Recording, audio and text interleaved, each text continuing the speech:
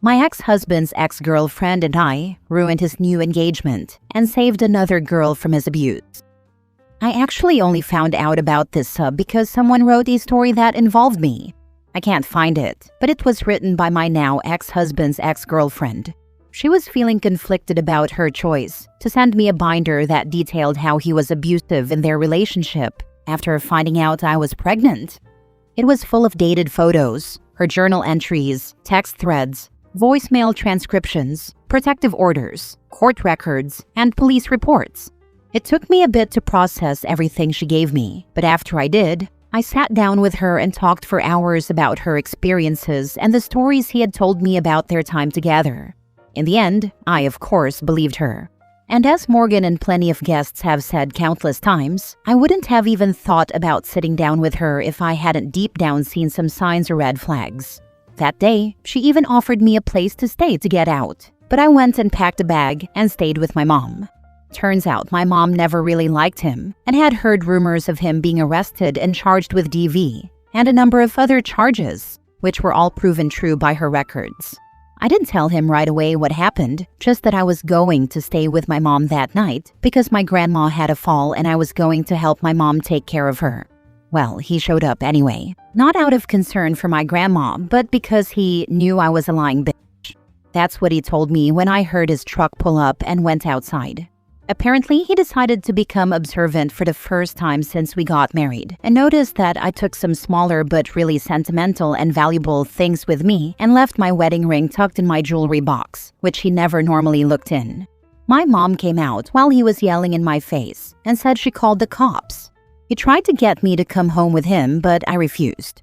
So I called his ex, and she, with zero hesitation, asked for the address and said she was coming over.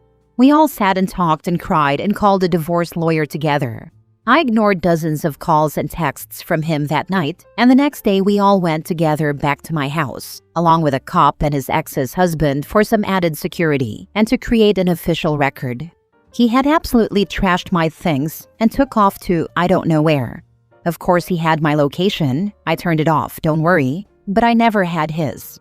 I got a good amount of my things and moved into my mom's spare room temporarily. From that day on, I barely spoke to him except through a lawyer, and we got divorced.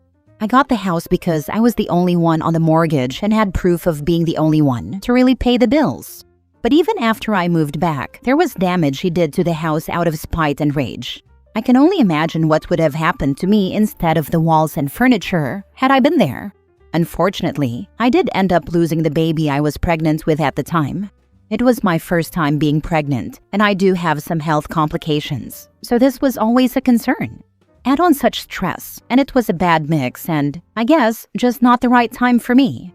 Certainly not the right guy, and I can't help but think someone was, in a heartbreaking and twisted way, looking out for me to make sure I wasn't tied to him forever. That thought has helped me heal from all of this. Now somehow, this became an even crazier story. His ex and I have remained good friends since all this, and she texted me a screenshot of him posting an engagement photo with another girl. He has us both blocked everywhere, but women are the FBI and also look out for each other, so through the grapevine it made it back to us. We found this girl and sent her the dreaded "Hey girly" message. She left us on red for about 3 days and then asked to talk. So we got coffee together and brought the binder, now complete with my story as well. She said that she'd been asking prodding questions the couple of days since we messaged her, and in her words, the red flags just kept popping up. I know this has been long, so we'll wrap it up nicely. She also left his abusive butt. We are all friends, and we have no plans to let this man have a peaceful life. As long as he keeps abusing and manipulating women, you bet we'll show up with our binder. Now for the top comments. Damn, that's some heavy stuff you've been through, sis. Super proud of you for leaving that dumpster fire of a man though. You and your ex's ex definitely did a hell of a job. Mad respect. Keep your head up, gal. Ain't no one deserves to be treated the way he did. And kudos to you both for saving another poor soul from his BS. Y'all the real MVPs 100%. As for that lost little soul, so sorry for your loss. But you're right. The universe works in weird ways sometimes. Take care and stay strong. Thank you. Dumpster fire is the only appropriate description of him, haha. When the timing is right, everything will happen the way it's supposed to. Until then, we'll keep an eye out if he decides to try his BS again. You may be a heroine to many, but it is important that you take care of yourself first. If your ex has a history of abuse and violence, and he knows that you and his other former girlfriends are becoming involved in his relationships and threaten to continue to do so, he may realize that the only way to stop you is to do you harm. I have been a counselor/therapist for many years and speak from experience in this matter. He may not directly threaten or harm you so that others may see it, but accidents do happen. Thank you for saying that, especially with your experience. I'm pretty sure I paid off my therapist's mortgage. For a while, I went twice a week. Now I'm down to every other week. But when this all happened, she squeezed me in for an emergency slot. So mentally, I am putting in the work to take care of myself. As far as physical safety, I now have a concealed carry license. His ex encouraged me to get it because she did as well when she took out a restraining order, as he did not follow it at first until he was on an ankle monitor. There's also an added layer to this, where he was pretty heavy into the biker community and was part of a club. Well, after his ex broke things off and got him arrested, she was a total badass and went and told the head of that club the whole story too. And they do not tolerate violence against women and children. So he essentially put their own unofficial protective order on her, and now me as well, so that does actually make me feel safer. Of course, you can't always plan for absolutely everything, so there is fear, but I try not to let that consume me. I appreciate your care so much. Next story. Am I the a-hole for leaving my struggling wife? My wife, 32 female, and I, 38 male, had our daughter 2 years ago. We've been together for 10 years and wanted our life together before having kids. The pregnancy was complicated, and when she went into labor 2 months early, everything happened so fast I could barely process it. She had to have an emergency C-section, and for a few terrifying hours, I thought I might lose both of them. After a few weeks in the hospital, both my wife and our baby were finally stable enough to come home. Our daughter was small but strong, and I thought once we were home, things would slowly start to feel normal again. I was wrong. About 2 months later, my wife told me she didn't feel connected to our daughter, that she didn't feel love for her. I didn't know what to say. I just hugged her and told her it was okay, that it might just take time and that we'd figure it out. I helped her get into therapy and tried not to pressure her to bond with our baby because I didn't want her to feel worse. Months went by. I took unpaid leave from work to take care of the baby and tried to keep everything together. I did the feedings, the diapers, the appointments, everything. My wife barely left our bedroom. She went to therapy and talked to her doctor, but there wasn't much improvement. My wife's mother told me she'd snap out of it after a while and just needed time. So I just kept telling myself it was postpartum depression and that she'd get better eventually.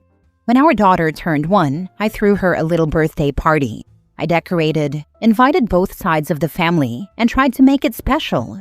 Everyone had a good time. My daughter was laughing. It felt like things were okay. My wife stayed upstairs the whole time. I brought her a plate of food and asked if she wanted to come down just to sing happy birthday. She told me she won't remember it anyway. I just nodded and left her alone. The next year, my wife stopped answering her therapist's calls, stopped talking to me, and stopped leaving our room completely, no matter how much I tried to talk and get her help. When it was our daughter's 2nd birthday, I planned the entire party by myself, hoping she might finally come out and join us. She didn't. She hadn't held our daughter in months. She barely spoke to her. I finally snapped that day. I went upstairs and told her how unfair it was that our daughter didn't deserve to be ignored or treated like she didn't exist. My wife just stared at the wall and didn't say anything. I stood there for a bit, then walked out. After that, something in me just broke. I realized I couldn't keep doing it. It wasn't fair to my daughter or to me. I'd done everything I could. Therapy, patience, support, but nothing changed. A few weeks later, I packed up and left. I took our daughter with me, went to my mother's, and have been staying with her. Now my wife's family is furious. They've tried to take my daughter. They've been calling me an insensitive piece of turd, saying I abandoned her when she was struggling, that I should have stayed and been more understanding. But I was understanding. For 2 years. I supported her through everything, even when it meant putting my own life on hold. Am I the a-hole? Not the a-hole. Your wife needs serious help, possibly inpatient mental health services. But your top priority has to be your daughter. If her parents keep harassing you, tell them, I have to take care of my daughter. I need you to step up and take care of yours, because I can't take care of both of them at the same time. I agree. You didn't abandon her. You protected your daughter. For 2 years, you were a single parent while living with your wife, doing everything to support her with no improvement. Your child's need for a present, engaged, and safe parent outweighs your wife's need for you to enable her absence. You reached your breaking point after exhausting all other options. Your wife sounds like she needs to be institutionalized. Is there a Baker Act law in your state? I don't think she can help it. That's the bottom line.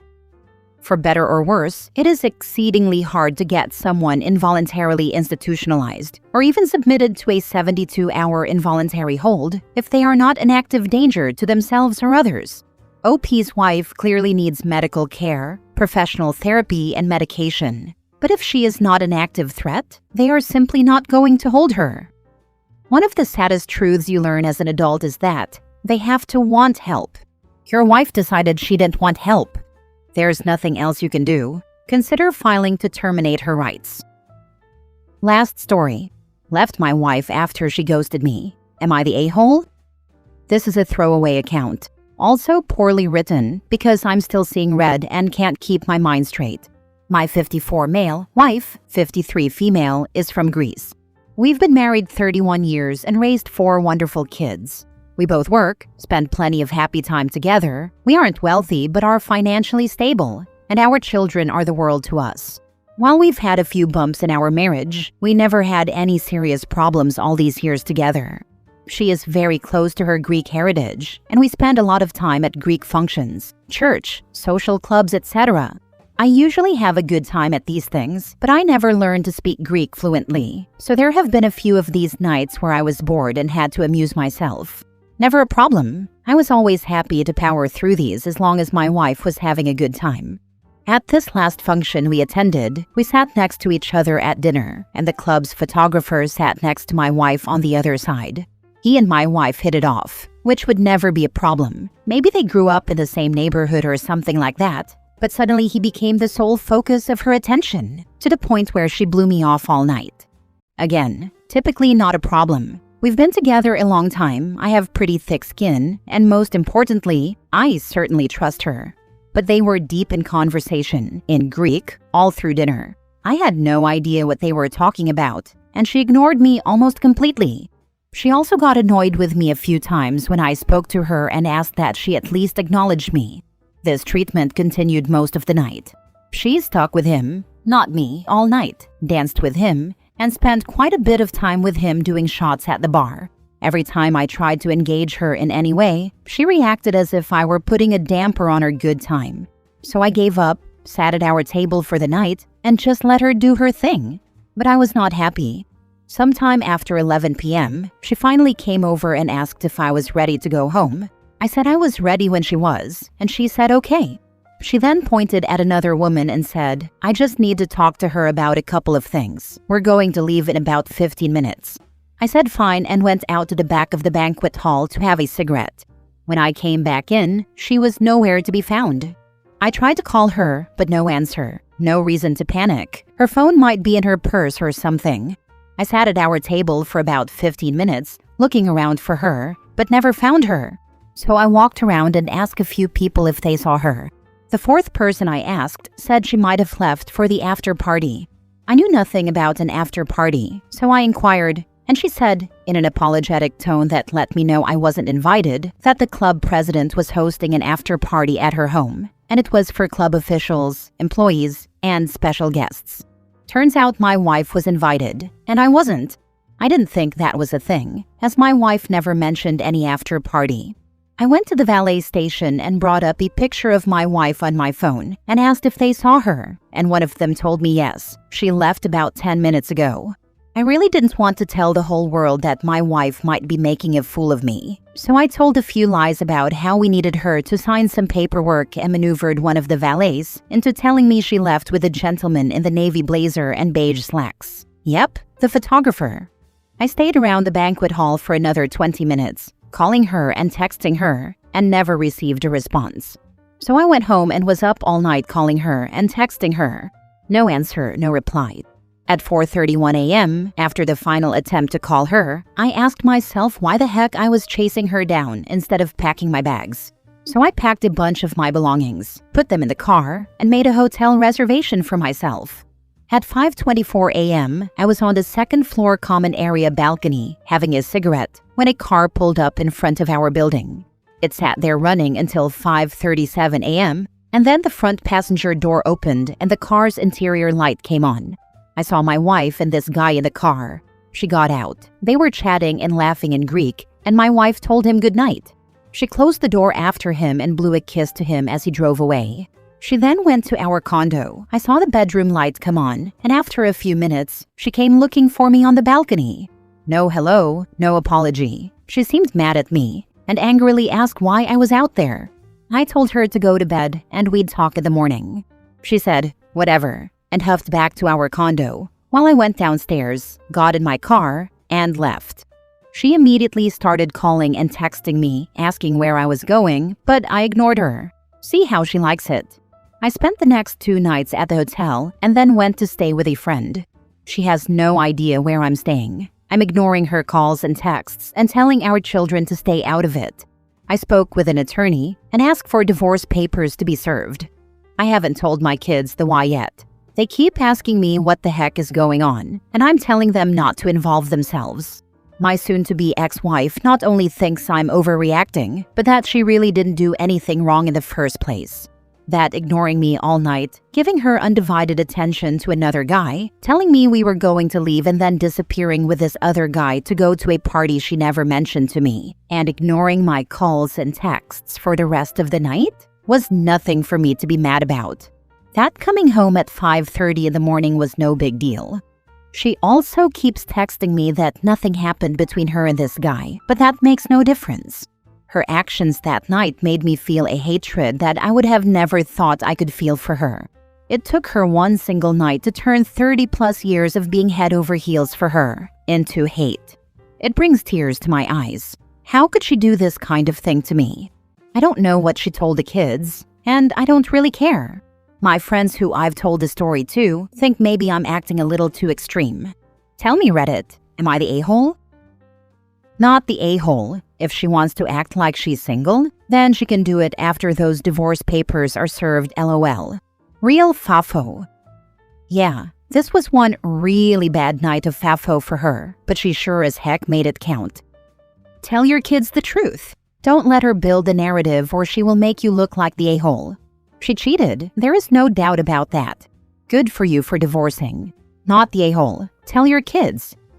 Tell the truth. Why is he protecting this selfish and cold woman? I don't know what spell she cast on him, but it's time it was broken and he told the truth.